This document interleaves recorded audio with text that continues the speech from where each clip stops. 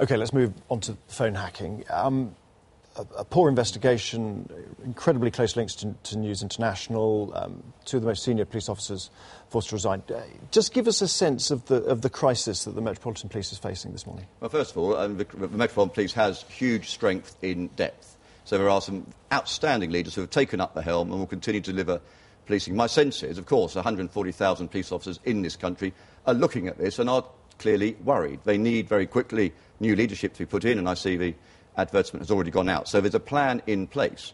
Policing is a very resilient organisation. We will continue to protect the citizen. I'm deeply concerned about this suggestion that 140,000 cops out there are taking payments. It's the most bizarre suggestion I've heard. We're one of the least corrupt police services.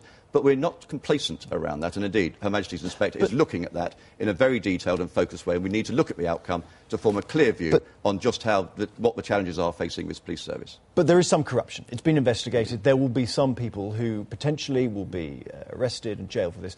How does the Met restore confidence without having some kind of, formal demonstration of it like that? By continuing to deliver the service the public of London expect and require. If one looks at confidence in policing, it's at far higher level than it was, for example, when I joined. So let's not lose our nerve here. We need to put the right structures in above it because the officers look for leadership, that's clear.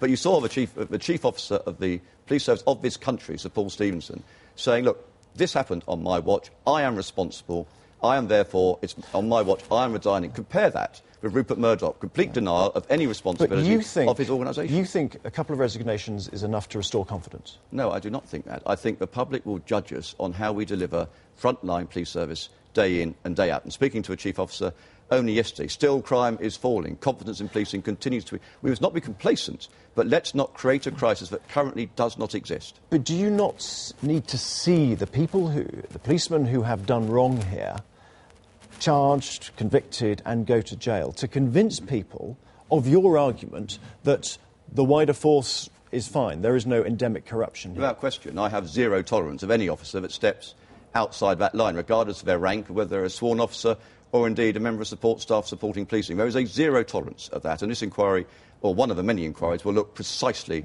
at that. And I think that when we look at that inquiry and we see what the findings are... It needs some prosecution. Is it feasible we're going to see them? Well, I think this inquiry will pursue that to the ends of the world. Absolutely. Every police officer patrolling the streets this morning expects any corrupt officer that lets the side down, that does huge damage to policing, to be locked up and the key thrown away.